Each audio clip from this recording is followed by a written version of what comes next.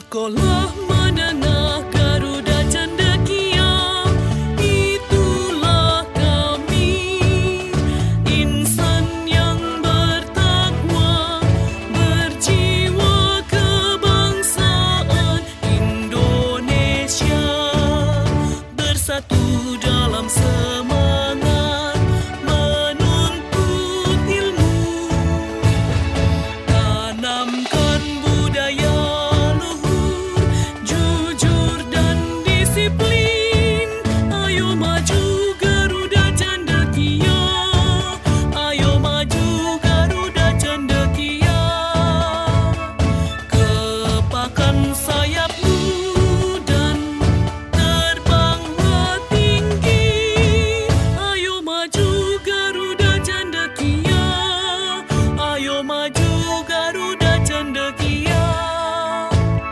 Kepakan sayapmu dan terbanglah tinggi.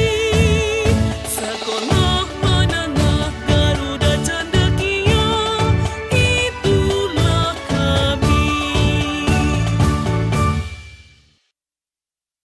Dan sebenarnya materi ini selalu aku sampaikan ketika aku ngajar kelas 12 di hari pertama semester 1. Jadi kalau misalnya kalian kelas 10 dan kelas 11, jangan khawatir, materi ini pasti akan keulang lagi ketika kalian kelas 12. Karena aku sadar banyak murid dari GC itu banyak yang mau kuliah di luar negeri untuk S1-nya atau mungkin S2-nya. Kemudian untuk kalian yang mau masuk ke jalur program internasionalnya kayak UI, ITB, UGM, mau nggak mau kalian harus ambil IELTS atau TOEFL, IBT. Jadi ini akan relevan untuk kalian juga. Oke, kita bisa langsung aja kali ya, Frau Putri. Oh, aku mau koreksi tadi, Dr. Ahmad waktu ngenalin aku, katanya aku kuliahnya di Buffalo University. Nama resminya sih sebenarnya University at Buffalo, atau State University of New York at Buffalo. Cuman benerin itu aja. But anyway, oke. Minggu lalu aku ngasih kuesioner ke kalian. Pertanyaannya udah aku jadiin satu di sini. What do you already know and what do you want to know about English Proficiency Test? Di sini aku pengen tahu juga sebenarnya apa aja sih yang sudah kalian tahu tentang si IELTS, si TOEFL. Di sini mudah-mudahan kita bisa sambil mengklarifikasi apakah yang kalian pikir tuh betul, yang kalian duga, kalian pernah dengar-dengar gosipnya mengenai dua tes ini. Ada yang bilang, oh TOEFL sama IELTS itu sama-sama buat mendapatkan sertifikat, tapi IELTS itu buat UK, TOEFL buat Amerika Serikat. Kita lihat ya, nanti akan kita bahas lebih lanjut, benar atau enggak. Ada yang bilang, oh ini dua-duanya adalah syarat untuk kuliah di beberapa negara di luar. Kemudian ada yang bilang, oh IELTS itu hanya untuk bahasa Inggris sebagai bahasa utama, tapi TOEFL itu bahasa Inggris sebagai bahasa asing. Nih jadi kalian ada, di antara kalian sendiri ada dua definisi yang berbeda ya untuk IELTS dan TOEFL. Jadi nanti kita klarifikasi lebih lanjut. Ada yang menduga, oh kayaknya bakal ada interview di IELTS atau TOEFL. Kemudian ada nih yang definisi yang cukup bagus ya, tes menyeluruh yang bisa mengukur semua aspek dalam kemahiran berbahasa Inggris. Ini baku banget, tapi menurutku ya benar sih kayak gitu. Ada pertanyaan, apakah tes TOEFL dan IELTS dibutuhkan saat kerja di Indonesia? Ya mungkin nanti kita bahas tesnya seperti apa, harga tesnya berapa skor TOEFL saya. Ini anak kelas 12 yang nanya, anaknya emang usil, jadi dia nanya kayak gini. Kemudian, bagaimana sih cara mengelola kata-kata yang harus aku hafalin buat si TOEFL, supaya aku mungkin bisa ngafalnya lebih baik. Oke, next, Frau Putri. Aku juga bertanya, Frau Putri, next slide. Okay, what do you already know and what do you want to know about studying abroad? Ada yang bilang, intinya nih kalau kuliah di luar negeri, aku udah harus siap sekolah di sana, harus lebih mandiri dalam segala hal, soalnya jauh dari rumah sendiri. Terus ada yang bilang, oh kita pasti akan mengalami culture shock, jadi kita harus beradaptasi sama warga-warga yang tinggal di sana, kita harus memakai bahasa yang sopan. Kemudian ada yang bilang, setiap negara tuh punya syaratnya sendiri, kita akan bahas lebih lanjut soal itu ya. Sebenarnya ada banyak ya pertanyaan dari kalian, cuman aku nggak akan masukin semuanya di sini. Ada yang nanya, kira-kira saya kuat nggak tinggal di sana? Nggak tahu ya, itu tergantung kalian sendiri juga sih sebenarnya. Kemudian syarat daftarnya, tesnya berbentuk Google Form atau wawancara. Ini kalian kayaknya kebanyakan online learning, sampai nanyanya kok tesnya bentuk Google Form. kemudian cara daftarnya bagaimana, and so on so forth. Oke, kita lanjut aja langsung ke isinya. Oke, langkah untuk kuliah di luar negeri, sebenarnya prinsipnya sama dengan kalian kalau mau kuliah di dalam negeri. Kalian harus tahu kalian mau kuliahnya di mana. Itu mulai dari jurusannya, lokasinya, dan biayanya. Apalagi karena kalian akan berada di negara asing, bukan di comfort zone kalian. Karena misalnya kita selama ini tinggal hidup dan tumbuh kembang di Indonesia, itu comfort zone kamu. Kemudian harus tiba-tiba ke luar negeri, itu kan berarti tantangannya banyak banget ya. Jadi harus kalian pikirkan baik-baik. Lokasi misalnya. Tadi kan ada yang nanya, saya kuat nggak tinggal di sana? Saya mau berkaca ke suami saya sendiri. Suami saya itu dia tumbuh besarnya di kota-kota besar. Tangerang, Depok, Jakarta. Yang kalau jam 8 malam, 9 malam itu masih ada tukang nasi goreng di pinggir jalan, masih rame jalanannya. Sedangkan kami pindah ke sini, nama kotanya Amherst, dia daerah kayak suburban di Amerika. Nah itu jam 8 malam itu udah sepi banget. Kotanya sebenarnya nyaman, very peaceful, saya sih suka. Saya karena dulu pernah tinggal di suburban area juga waktu masih kecil, ketika saya tumbuh di Kentucky, saya ngerasa biasa-biasa aja, tapi suami saya yang biasa tinggal di kota megapolitan di Jabodetabek pindah ke sini, dia pusing, kok jam 8 malam udah sepi banget, kok nggak ada Gojek. Ya nggak ada, ya Gojek of course nggak ada. Cuman maksudnya makanannya mahal, terus restoran tutupnya juga cepat. Jadi pada akhirnya lokasi itu harus kamu pikirkan baik-baik. Apakah kamu tipe yang bakal bisa hidup di daerah suburban atau kamu harus tinggal di kota besar? Tapi artinya kalau kota besar pun kamu juga harus memikirkan biayanya. Karena kalau kamu tinggal di kota seperti aku sekarang nih, di daerah suburban, itu pasti jauh lebih murah daripada kamu tinggal di kota besar. Ya namanya juga kota besar ya, metropolitan, pasti apapun lebih mahal. Kemudian pikirkan juga kampusnya, jurusannya, sama kayak mikirin kamu mau kuliah di mana di dalam negeri, kamu jangan tertipu sama nama. Aku dulu waktu tahun pertama di UI sering banget nanya ke teman-temanku yang jurusannya aneh. Ada sastra Arab, ada antropologi, ada apa. Aku nanya ke mereka, lo kenapa sih masuk sastra Arab? Nggak apa-apa, yang penting masuk UI aja gue mah. Nah, itu yang sebenarnya persepsi yang salah. Jangan kuliah hanya karena UI. Apa ya, misalnya ITB. Karena Amerika, maka gue harus di mana? Yale, UPenn, Harvard, atau mana. Jangan mikir kampus, tapi pikirkan jurusannya. Apakah benar jurusan yang kamu mau ada di kampus itu? Apakah benar jurusan itu bagus di kampus itu juga, kalaupun ada di kampusnya? Jadi, there are so many things that you have to think about. Ini sama ya dengan kalau kamu di dalam negeri. Nah, apalagi di luar negeri, makin kompleks lagi yang harus dipikirkan. Kemudian, cek persyaratannya gampang kok. Kamu tinggal klik nama websitenya, cari websitenya di internet. Setiap universitas pasti punya websitenya. Persyaratannya jelas banget di situ. Kemudian tinggal lengkapi aja syarat-syaratnya. It's as easy as that. Syaratnya apa aja nanti bisa kita bahas lebih lanjut. Terus udah klik daftar. Biasanya suka ada biaya harus dibayar kayak $50 atau $30, ya udah dilengkapi aja. Cuman karena kamu mau kuliah di luar negeri, artinya kamu harus menyiapkan jauh-jauh hari. Beda sama di Indonesia yang mungkin penerimaannya kita kan 2 atau 3 bulan sebelum masuk masih ada yang diterima di kampus. Ya ini enggak, kalau kamu mau kuliah di luar negeri, artinya kamu bisa dari setahun sebelumnya mempersiapkan. Kita bisa bahas lebih lanjut di slide berikutnya, Frau Putri. Ini maaf aku ngomongnya agak cepat ya, soalnya aku takut waktunya nggak cukup. Oke, persyaratan perkuliahan di luar negeri itu tergantung, kok tadi ada teman kamu yang bilang tiap negara punya kebijakannya masing-masing, ini malah lebih detail lagi. Tiap universitas dan tiap jurusan itu punya persyaratannya masing-masing. Saya sama suami saya sama-sama di University at Buffalo, tapi persyaratan TOEFL kami berbeda, karena dia adalah manajemen pendidikannya, kalau nggak salah minimal TOEFL dia 80 something, aku lupa. Sedangkan aku, karena aku pengajaran bahasa Inggris, jadi aku minimal TOEFL-nya itu harus 100. Jadi Pada akhirnya it goes back ke jurusan masing-masing. Kamu cek apakah jurusan kamu membutuhkan nilai TOEFL yang lebih besar atau butuh esai tambahan dan segala macam.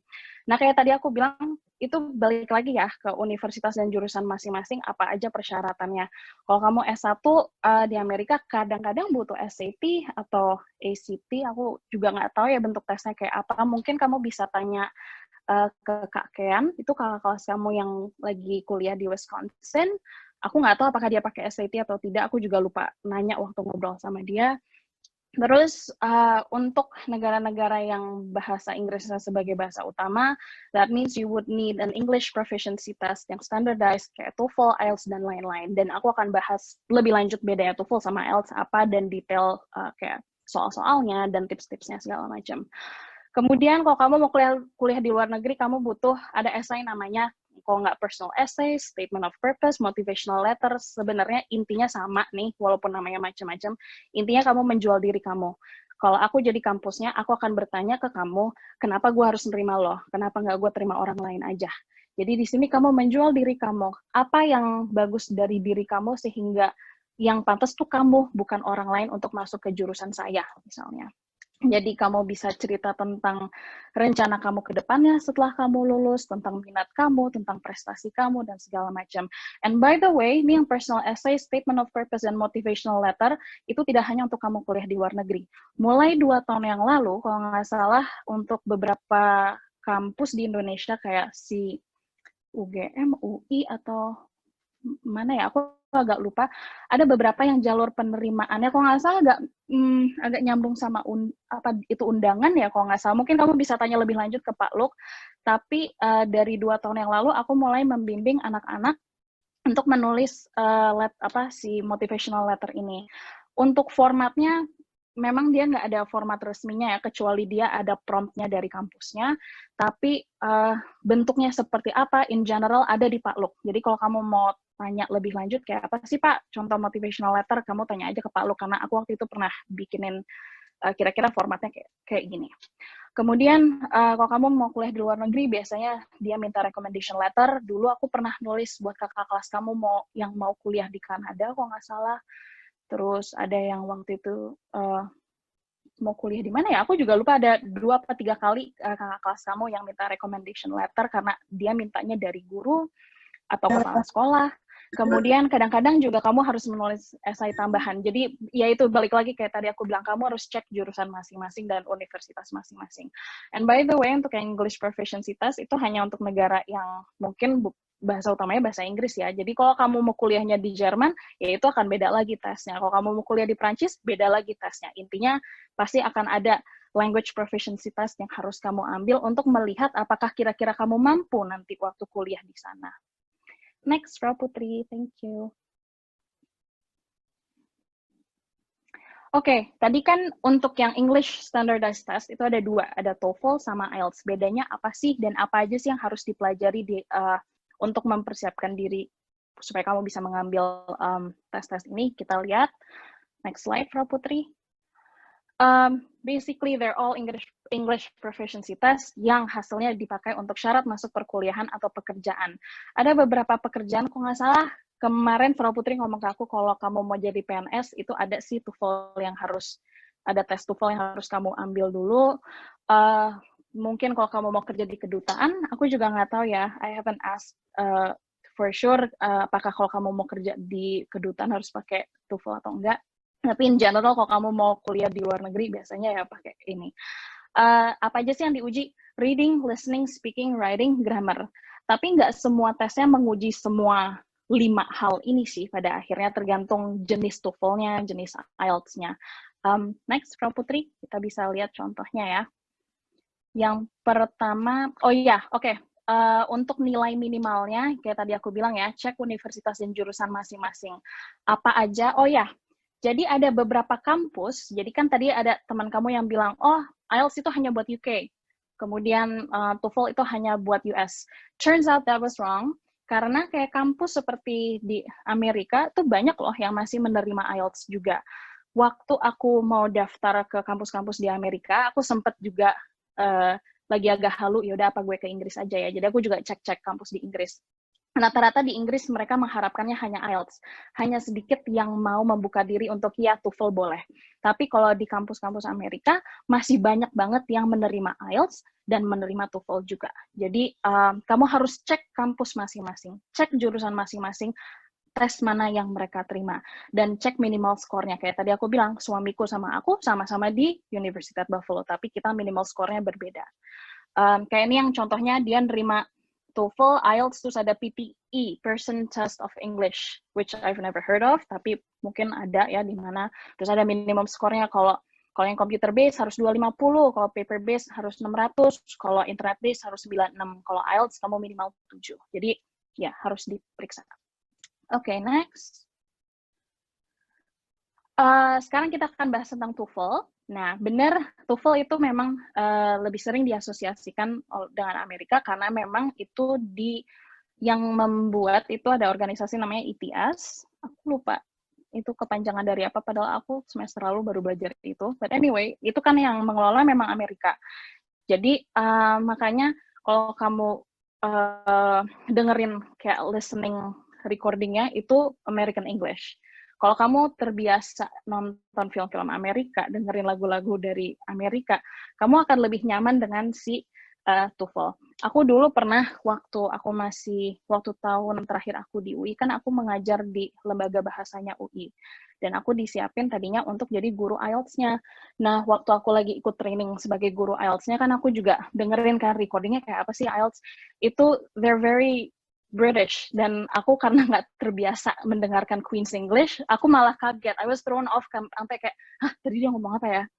Jadi pada akhirnya, kalau kamu udah tahu, oh aku mau ngambil IELTS, atau oh aku mau ngambil TOEFL, make sure that you choose right.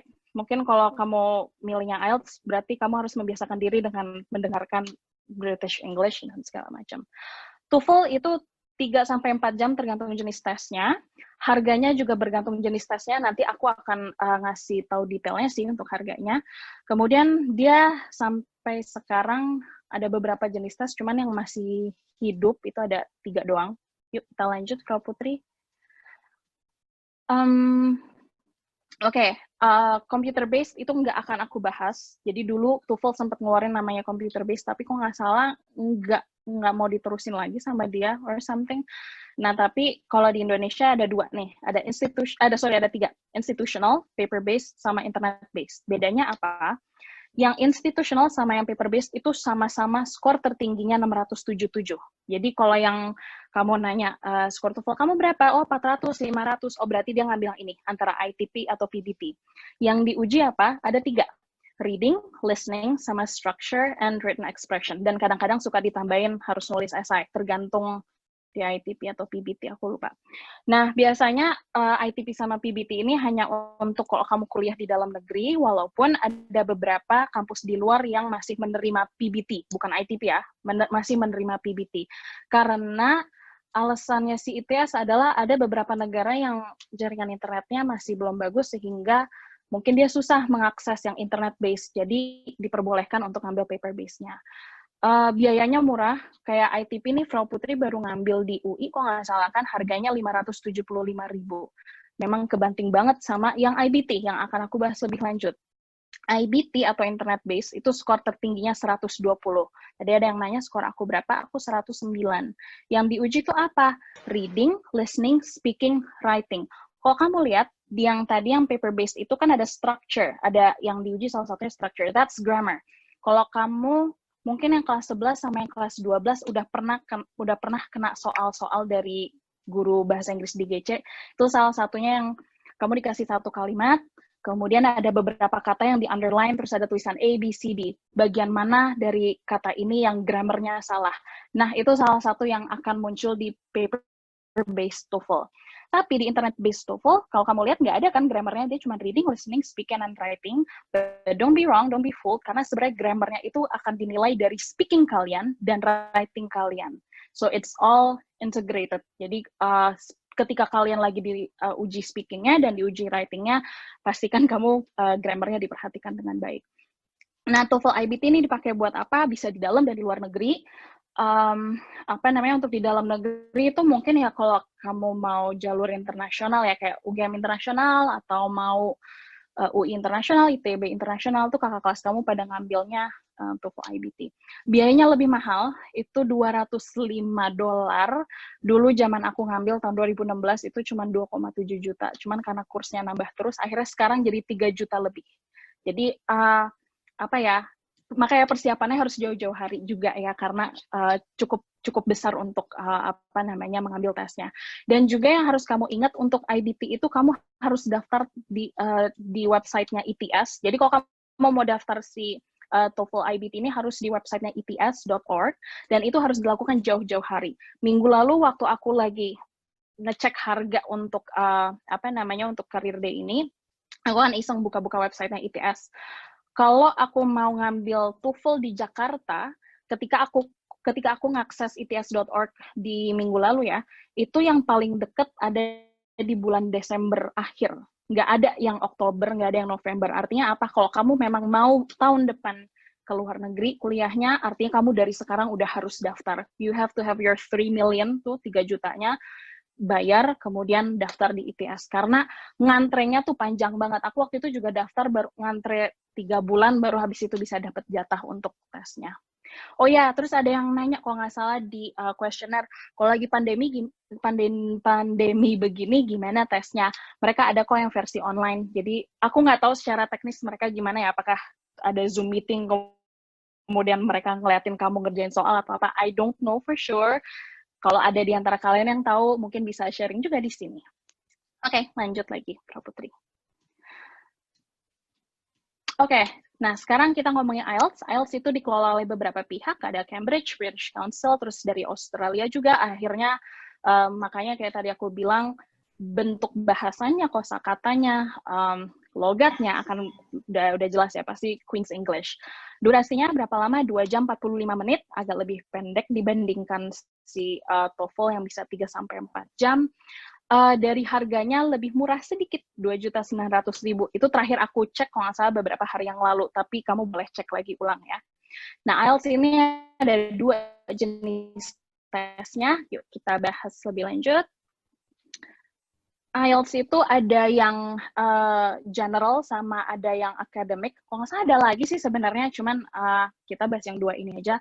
Kalau kamu mau ngambil tes IELTS untuk keperluan imigrasi, misalnya kamu mau pindah ke warga negaraan, aku mau jadi orang Inggris, aku mau jadi orang Australia, you would have to take this test, yang general namanya.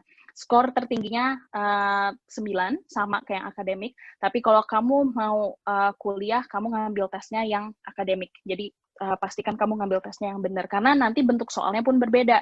Kalau yang general, karena dia keperluan imigrasi untuk warga negaraan, udah pasti soal-soalnya akan lebih, apa ya, untuk survival kamu ketika suatu saat kamu tinggal di sana. Jadi mungkin percakapan sehari-hari, bacaannya mungkin kayak brosur atau iklan.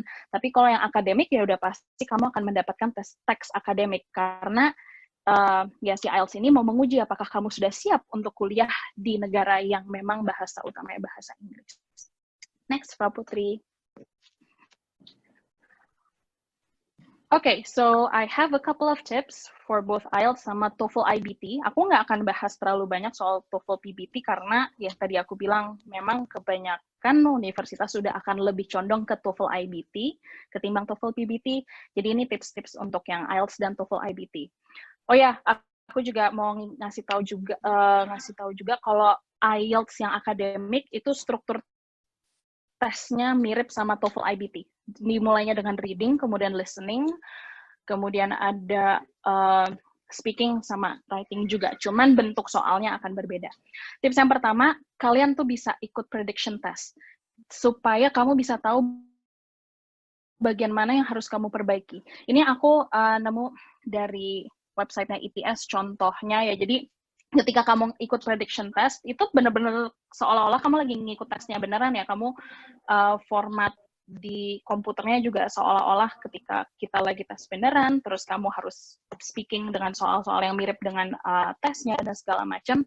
Kemudian nanti keluar nilainya, readingnya berapa, listeningnya berapa, speakingnya berapa, writingnya berapa. Dan di situ kamu bisa melihat, oh yang harus aku perbaiki apa. Misalnya kayak di sini dia writingnya 18, oh berarti harus itulah yang aku perbaiki, si writing. Tapi seandainya readingnya udah 29 dari 30. Kan tiap section itu kan paling tingginya 30. Supaya kalau dikali 4, 30 kali 4 itu 120. Misalnya readingnya udah 29, oke. Berarti aku nggak perlu latihan terlalu banyak soal reading. Aku harus fokus ke writing, karena writingku 18 misalnya. Nah, prediction test untuk IELTS aku nggak tahu di mana, tapi untuk yang TOEFL IBT itu di daerah, di Plaza Central. Aku lupa persis. Oh, kata suamiku di samping Atma Jaya tuh ada gedung, harganya 700.000. Waktu zaman aku dulu tuh 700.000. So you have to ask again, bener nggak harganya masih segitu? Itu buat aku tempatnya nyaman banget karena kosong ya, maksudnya tiap test taker tuh dikasih jaraknya jauh-jauh. Jadi waktu itu walaupun ada orang yang udah mulai speaking ketika aku lagi ngerjain reading, aku nggak keganggu karena dia posisinya jauh banget gitu. Jadi ya itu sih, ikut prediction test supaya kamu bisa tahu bagian mana yang harus kamu perbaiki. Next, yang kedua, oke, kenali jenis-jenis soal yang akan muncul di tesnya. IELTS sama TOEFL IBT itu bentuk soalnya akan berbeda ya untuk beberapa hal. Kayak ini contohnya yang writing-nya. Kalau kamu lihat yang di kiri, promptnya adalah, do you agree or disagree with the following statement? A teacher's ability to relate well with students is more important than excellent knowledge of the subject being taught. Itu adalah contoh si TOEFL IBT.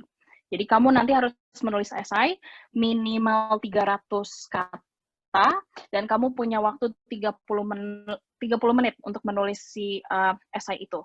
Sedangkan kalau IELTS itu kamu dikasih diagram kayak gini, kemudian kamu disuruh menulis esai juga, tapi based on si diagram atau grafik ini. Jadi bentuk soalnya yang berbeda. Artinya apa? Ketika kamu udah tahu aku mau ngambil TOEFL atau aku mau ngambil IELTS, kamu harus latihan dengan jenis-jenis soal yang akan muncul.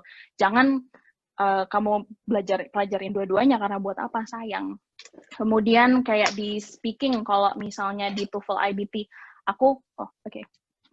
ya, misalnya di speaking, karena aku kan waktu itu ngambilnya TOEFL IBT, jadi aku nggak bisa bicara banyak soal IELTS ya.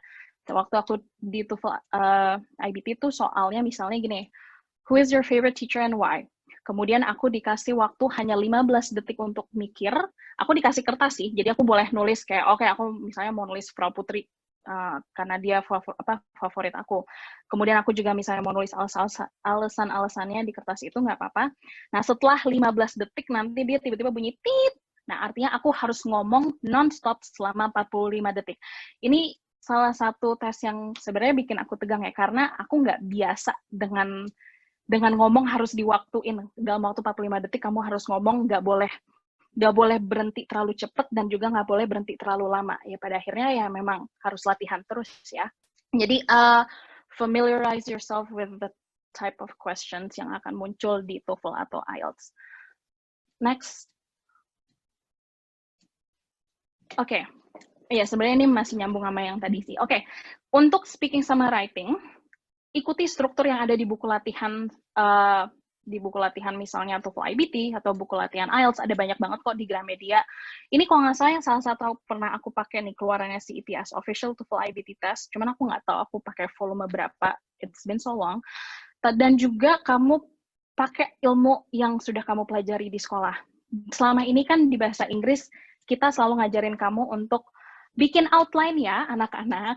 Kemudian pikirkan topik sentence-nya apa. And then supporting sentence, sub-supporting sentence, terus supporting sentence lagi, sub-supporting sentence lagi, sampai concluding. Itu aku ingat banget dari dulu aku ngajarin itu ke anak PC, dan mereka selalu bertanya-tanya kayak, ngapain sih Miss harus bikin outline, kenapa nggak nulis-nulis aja? And then when they took the test, waktu mereka ngambil TOEFL, mereka ngambil IELTS, mereka langsung berterima kasih, untung Miss Sasha udah ngajarin. Karena ternyata emang harus kepake ini, dan bahkan nggak hanya di writing-nya aja, di speaking-nya pun juga harus ada struktur yang diikuti. Jadi kayak tadi nih, pertanyaan, who is your favorite teacher and why?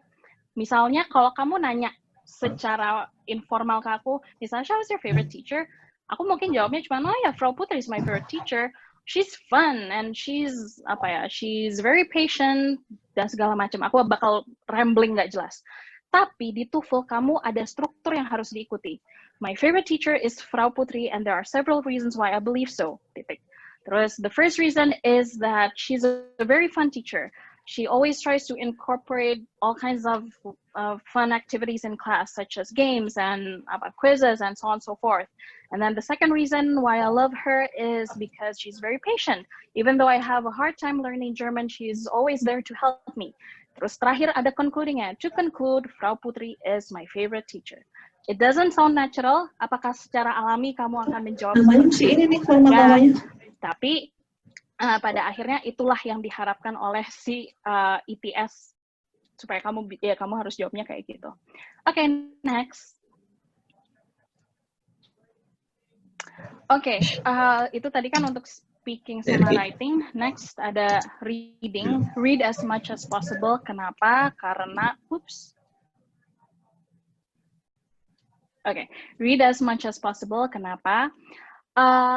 Untuk soal reading, mereka nggak akan ngetes background knowledge kamu. Jadi, ini yang harus pertama aku kasih tahu ya. Karena waktu aku ujian TOEFL IBT, tiba-tiba aku dikasih soal tentang sejarah musik. Aku dikasih soal tentang meteor, tentang stalaktit dan stalagmit, something that I'm not familiar of. Tapi one thing for sure, mereka nggak akan menguji background knowledge kamu. Jadi walaupun dia nanya jenis T-Rex apakah yang hidup di masa Cretaceous period, misalnya, ya jawabannya udah pasti ada di paragraf mereka. Nggak mungkin sesuatu yang harus kamu tahu sebelum kamu ngambil tesnya.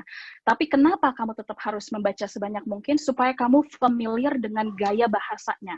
Supaya kamu tahu kata-kata baru yang mungkin akan muncul di di tesnya.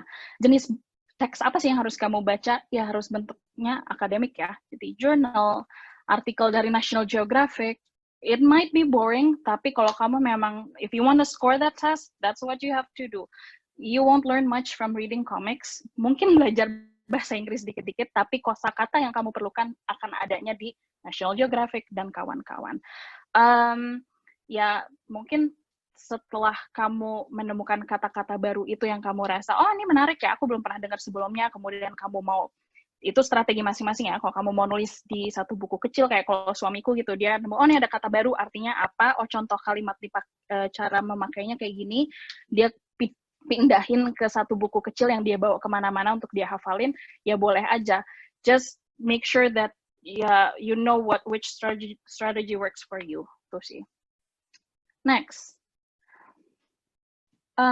Jangan grogi kalau melihat kata-kata atau topik yang tidak kamu kenal. Kayak tadi aku bilang, I was thrown off, tiba-tiba teksnya ngomongin stalaktit, stalagmit, padahal aku bukan anak geologi atau geografi. Nggak pernah masuk ke dalam gua, tiba-tiba harus ngomongin stalaktit, stalagmit.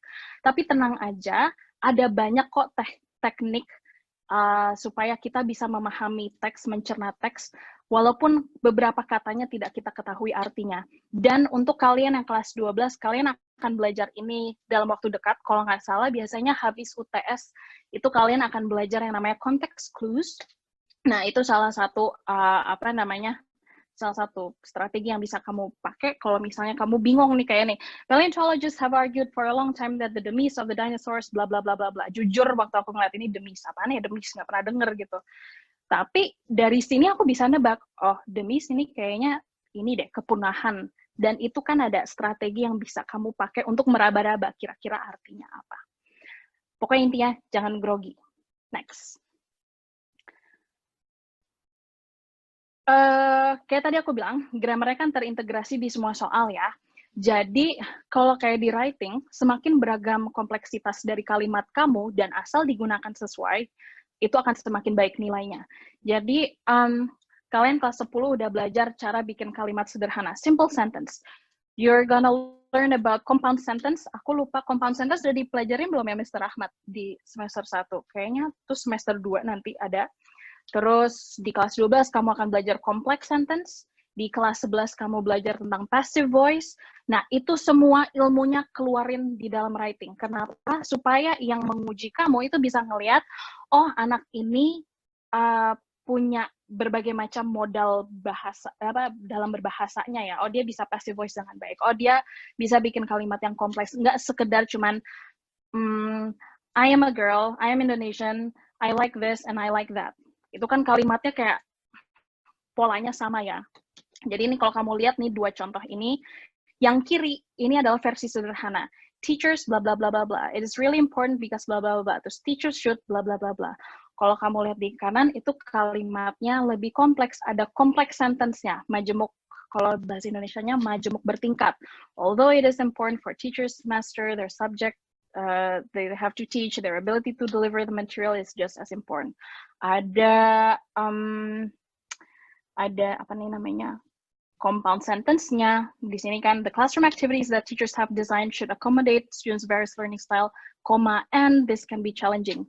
Ini compound sentence kamu belajar di semester 2 kelas 10 kalau nggak salah. Jadi semakin beragam akan semakin baik. Next. Oh ya, dan itu nanti di speaking juga ya, jadi nggak hanya di writing. Cuman kalau writing kan kamu punya waktu lebih banyak untuk berpikir, jadi pasti kamu bisa sekompleks mungkin. Tips number 7, practice makes perfect. Udah pasti itu rahasia umum ya, bahwa kamu harus terus latihan supaya kamu bisa jauh lebih baik. Cari buku-buku yang tepat untuk kamu, karena sebenarnya buku-buku untuk mempelajari si soal-soal TOEFL sama IELTS itu ada banyak banget. Jadi pastikan kamu punya buku yang tepat. Kamu bisa cari contoh-contoh soal di internet, bahkan di YouTube pun juga ada kalau kamu mau latihan listening-nya, dan segala macam. Pokoknya selalu latihan. Next, Mbak Putri. Oke, terakhir, nih tips nomor 8. Kalau kamu merasa kecewa sama nilai ujian kamu bete kayak, gile, gue udah bayar 3 juta, ternyata hasilnya masih kurang 2 poin dari minimalnya, misalnya gitu. Tapi sebenarnya dalam hati terdalam kamu ngerasa, enggak deh, harusnya skor aku tuh lebih tinggi daripada ini. Ini kayak aku lagi nggak hoki, yang nilai mungkin terlalu lagi bete hari itu kali, atau gimana, jadi nilaiku lebih jelek dari seharusnya. Ada policy-nya untuk kamu meminta dinilai ulang hasil ujian kamu. Di TOEFL itu namanya score review policy, kalau di IELTS itu namanya remark policy. Nggak banyak orang tahu ini, aku aja bahkan baru tahu waktu temenku sendiri mengalami. Jadi aku punya teman yang dia S2-nya udah selesai, dia di Inggris. Dia itu karena di Inggris harus ngambil IELTS. She's an amazing writer karena ya aku tahu aja dia kalau menulis itu bagus banget dalam bahasa Inggris. Tapi tiba-tiba dari yang minimal 7 untuk writing-nya, dia cuma berhasil dapatnya 6. Terus dia tes lagi, bayar lagi kan, 2,9 juta. Hanya dapat 6,5, nambahnya cuma setengah poin. Dan dia kesel karena dia ngerasa, kayaknya aku harusnya bisa lebih tinggi dari ini.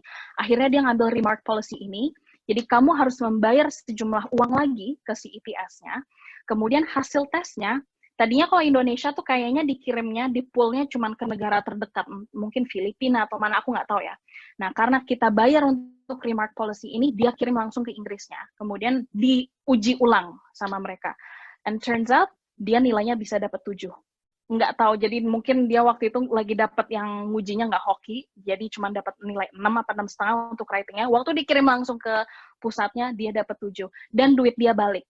Nah, beda kasusnya kalau misalnya ternyata waktu dikirim ke Inggris, terus dia bilang, enggak, memang kamu nilainya harus 6 atau 6,5, nggak bisa ditambahin, uang kamu akan hangus dan nilai kamu tidak berubah, mohon maaf.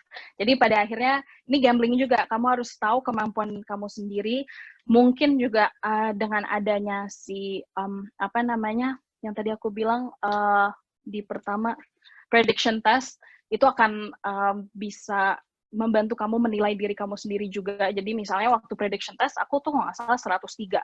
Dan si orang yang kerja di prediction testnya itu bilang bahwa nilai kamu tuh pasti akan plus minus 10 poin. Dan benerlah hasil TOEFL-ku itu kan 109, bedanya 6 poin.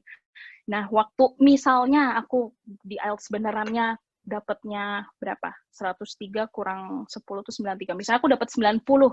Terus aku ngerasa, enggak deh, nggak mungkin. Karena di yang prediction aja aku 103, masa aku 90?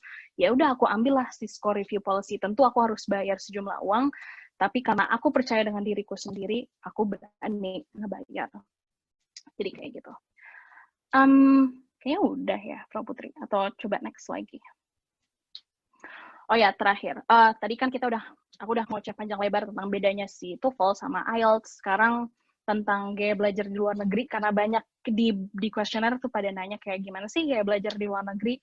Aku mungkin akan bicaranya dari sudut pandang aku sebagai mahasiswa S2 ya. Maksudnya kan kalau kalian mungkin mau kuliah di luar negerinya untuk S1. Jadi kamu akan bisa lebih banyak bertanya ke Kak Kean, karena Kak Kean kan yang tadi kuliah di Wisconsin, dia S1. Mungkin dia bisa share lebih banyak tentang S1 di Amerika kayak apa. Kalau aku sendiri sebagai orang Indonesia yang kemudian kuliah di Amerika, aku merasa kaget karena di Indonesia kan budayanya adalah siapa yang mau nanya, terus semua malu-malu kucing diem. Nah, sementara di Amerika keaktifan di kelas itu dibutuhkan sekali karena nilai keaktifan beneran dinilai. Dan juga orang Amerika nih, this is something that I just realized karena temanku bilang waktu itu suatu saat, we Americans, we don't filter our whatever we think. Jadi kita mikir apa, kita langsung omongin. Mau itu nyakitin, mau enggak, mau ternyata tuh kalimatnya ngaco, pendapat dia salah, dia nggak peduli. Yang penting dia ngomong. Beda sama orang Asia yang cenderung berhati-hati sekali dalam bicara sehingga dia mikirin dulu, nunggu ntar deh ngomongnya, gue bikin dulu kalimatnya di kepala dulu. Jadi gaya belajar untuk yang itu tuh aku sempat harus menyesuaikan diri karena aku juga ngerasa takut. Maaf ya ada anakku. Ya karena aku terbiasa di Indonesia yang kalau misalnya kita ngomong salah kemudian diketawain orang atau dianggap bodoh, nah itu di Amerika nggak akan kejadian. Kemudian kita akan di Amerika itu senang banget yang namanya diskusi. Jadi kalau emang kamu dikasih tugas untuk membaca, make sure that you read that thing. Karena ketika di pertemuan selanjutnya, bentar ya, kamu pindah keluar deh. Oke. Karena ketika di pembelajaran selanjutnya udah pasti mereka akan mendiskusikan apa yang harus kamu baca di rumah sebelumnya. Dan kalau kamu nggak berdiskusi, itu kamu akan dicecer sama dosennya. Ya pengalaman aku begitu. Terus ada yang ada yang mengomentari soal kemandirian. Ya memang kalau tinggal di luar negeri harus hidup mandiri, kamu nggak ada orang yang ngebantuin ya untuk nyuci piring, untuk untuk masak dan segala macam. Jadi ya itu harus kamu miliki kemandirian. Kemudian kamu juga harus proaktif dalam mencari informasi karena kamu minoritas ya di sini. Mungkin kamu malu-malu kucing untuk bertanya-tanya, tapi tenang aja, everyone's friendly here. Jadi kalau misalnya kamu punya pertanyaan, tanya aja dan mereka dengan senang hati selalu menjawab. Jadi bahkan misalnya dari sekarang kamu mau nanya, apa aja sih persyaratan kalau aku mau kuliah di sana, just send them an email. Mereka akan balas dalam waktu beberapa hari kerja. And they're very informative. Jadi ya kita aja yang harus proaktif dalam mencari informasi yang kita butuhkan. So that's all. Aku nggak tahu kayaknya aku nggak menjawab semua pertanyaan kamu yang di kuesioner, tapi karena keterbatasan waktu juga aku nggak bisa. Aku pindahin lagi ke Frau Putri. Oke, terima kasih banyak Miss Sasha. Sekarang kayaknya kita buka sesi tanya jawab. Oke, ini aku ask to unmute ya, dari kelas 12 Sriwijaya. Silakan. Ya, halo. Masuk. Ya, silakan. Ya. Apa pertanyaannya? Hai Arya. Hai Miss. Miss, aku mau tanya. Kan di Amerika kan waktu itu kan sempat protes ya. Itu gimana perkuliahannya? Kepotong nggak? Apanya kepotong? Kuliahnya. Karena protes gitu-gitu. Oh, alhamdulillah enggak ya. Karena aku tinggalnya di daerah suburban. Demonya tuh cuma di kota, di bagian downtown-nya yang di Buffalo-nya itu mereka ada demo. Kalau kamu lihat ada video yang sempat viral, ada kakek-kakek lagi nyamperin polisi terus didorong sama polisi sampai dia jatuh berdarah nggak dibantuin. That was in Buffalo. Jadi maksudnya di daerah-daerah aku juga. Terus sempat ada looting juga di dekat rumahku, ada toko olahraga yang dijarah. Cuman other than that, aku sih aman-aman aja dan kuliahnya lanjut terus aja sih. Gak apa-apa. We're still safe, thankfully. Okay. Jadi masih rekomendasi nggak kalau untuk negara-negara kayak gitu untuk sekarang? Untuk sekarang ini, aku sebenarnya lebih ke arah COVID-nya ya. Maksudnya dengan adanya COVID sendiri, kayaknya akan mempersulit kemungkinan kamu untuk kuliah ke luar negeri. Karena pasti mereka juga mulai membatasi kan. Bahkan Malaysia sendiri aja juga udah membatasi orang Indonesia nggak boleh masuk. Apalagi kalau udah negara yang lebih gede lagi kayak Amerika dan negara-negara lainnya. But you have to check. Tapi Kalau soal yang gerakan Black Lives Matter-nya sendiri, ya it comes and goes ya. Maksudnya sempat ada, terus nggak ada. Menurutku yang penting ketika ada demo kayak gitu, kamu langsung di rumah aja, jangan keluar-keluar. Karena waktu itu begitu ada demo di downtown, kalau nggak salah langsung ada beritanya bahwa oke, orang-orang harus ada di rumah mulai dari jam 8 malam. Kalau di luar, di atas jam 8 malam masih keluar-keluar, nanti akan ada penaltinya. Ya itu aja sih, pokoknya just stay safe di rumah, jangan keluar-keluar, jangan aneh-aneh. You'll be fine. Thank you, Miss. Oke, karena mengingat waktunya sudah cukup minim, jadi sepertinya kita tutup sesi tanya jawabnya. Dan kalau begitu berarti yang akan mendapatkan hadiahnya satu-satunya adalah untuk Arya dari kelas 12 Sriwijaya. Nanti hadiahnya akan dikabari oleh Mr. Matthew, apa hadiahnya dan bagaimana proses pengirimannya. Kalau gitu, aku ingin menutup sesi ini. Terima kasih Miss Asya sudah mau menjelaskan kepada kita tentang bagaimana study abroad dan tes-tes dalam bahasa Inggris.